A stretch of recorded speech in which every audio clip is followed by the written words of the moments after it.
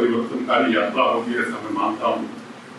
ये पूरे भारतवर्ष में स्टूडेंट्स और टीचर्स के बीच जो बात अभी डीसी ने कहा या गुलाटी साहब ने किया, क्रिएटिविटी और साइंटिफिक टेम्पर, इसको प्रमोट करने की यात्रा है। ये समाज में साइंस की अवध जगाने की यात्रा है।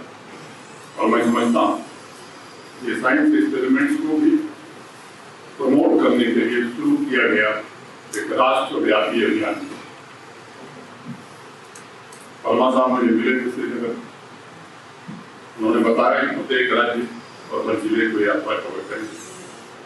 और इसलिए मैं कहना चाहूँगा यह यात्रा एक भारत श्रेष्ठ भारत का भी एक प्रतीक है और विविध क्षेत्रों को एकजुट करते हुए इसके माध्यम से साइंस एक्सपेरिमेंट के द्वारा सीखने के आनंद को पुनर्जीवित करने का भी काम करेंगे। सिर्फ गूगल और माइक्रोसॉफ्ट के सीईओ नहीं, बल्कि भारत के ऐसे फिजिसिस्ट, ऐसे वैज्ञानिक चाहिए जो अपने इन्वेंशन और इनोवेशन उन लक्ष्यों को पूरा कर सके जो सीवी रमन साहब ने या विक्रम साराभाई साहब ने अधूरा छोड़ दिया। और इसलिए मैंने कहा कि प्रोफेसर एस सी वर्मा और उनके सभी साथी इतिहास के उस स्वर्ण धागे से वर्तमान को जोड़ने का काम कर रहे हैं। वो विद्यार्थियों को याद दिला रहे हैं कि तुम उस महान सभ्यता के उत्तराधिकारी हो जिस सभ्यता के अनुसारे महर्षि कणाद सबसे पहले दुनिया को एटम के स्थान को देने का काम किया। पूरे विश्व को बताया था फिजिकल वर्ल्ड की उत्पत्ति सूक्ष्म कणों के संगमन से होती है जिन्हें एटम कहा जाता है। जो विद्यार्थियों को जानकर आश्चर्य होगा, एक समय था जब दुनिया की जीडीपी में भारत का हिस्सा, हमले के पहले और हमले के बाद इससे लाइव तस्वीरें आज पूरा देश नहीं पूरी बातें करना चाहिए। साइंस को जब समाज के ताने बाने में गहराई से बुन दिया जाता है तो वह सिर्फ इनोवेशन को ही बढ़ावा नहीं देता, बल्कि पूरे समाज की क्वालिटी लिविंग में सुधार लाकर राष्ट्र की दिशा को महत्वपूर्ण आकार देते हैं।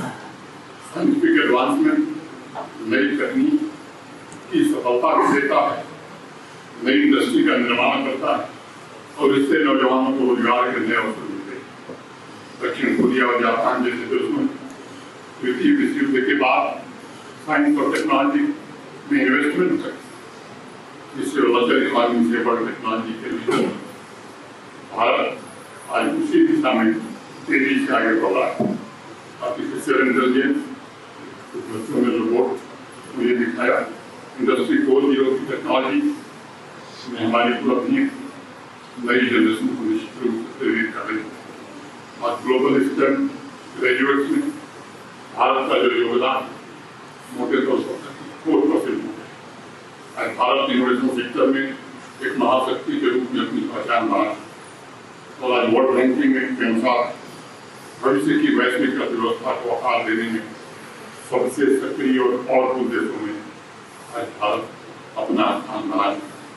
आज हमारे पास दुनिया का तीसरा सबसे बड़ा स्टार्टअप इको। देखिए, ये जो यात्रा है, इस यात्रा का उद्देश्य मुख्य रूप से इसका जो टारगेट ऑडियंस है वो हमारे स्कूल के बच्चे, क्लास 8, 9, 10, 11, 12 और कॉलेज के बच्चे जो BSc MSc कर रहे हैं, साइंस पढ़ रहे हैं। मुख्य रूप से ये उनके लिए यात्रा है। भारत अपना बहुत बड़ा देश है, सब जगह जगह पर सारे स्कूल कॉलेजेस के अंदर में पढ़ाई हो रही है, लेकिन वो पढ़ाई जो हो रही है वो एक सिलेबस के आधार पे हो रही है, एक करिकुलम के आधार पे हो रही है, एक बहुत सीमित हो रही है, उसमें खुलापन नहीं है।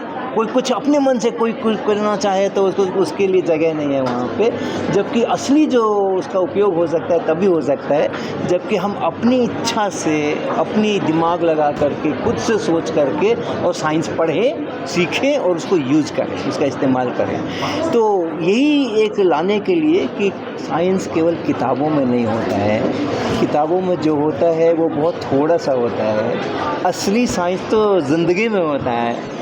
असली साइंस तो दुनिया में होता है, असली साइंस तो आपके हाट बाज़ार में होता है, सब्जी मंडी में होता है, क्रिकेट के मैदान में होता है, कबड्डी के मैदान में होता है, आपके किचन में होता है, आपके स्टोर रूम में होता है असली साइंस।